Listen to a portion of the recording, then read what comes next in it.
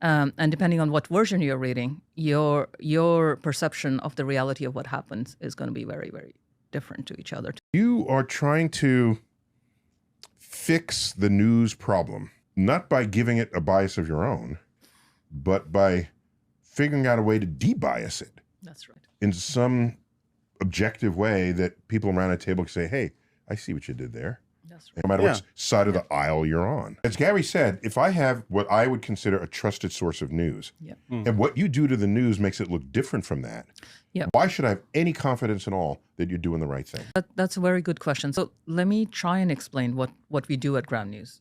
I shall explain what we are doing at Ground News. So how we view news is that something happens, as you call the objective truth, something happens, and then it goes through this prism of the media landscape, and then it fragments into all these million of different versions of what exactly happens. And depending on where news outlets are, on what their biases are, or what their agendas are, or who's funding them, who owns them, who is their audience that they don't want to piss off, And who's the sponsor? and then they Who's will paying the tell bills? you, although the event that they're reporting is the same event, but how they're reporting is going to be very, very different.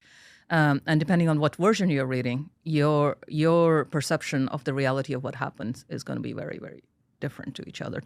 Using a space analogy, we are literally sometimes living in the different universes, depending on what news outlets or group That of analogy news. totally works. So our job is not to say that this one's right or this one's wrong.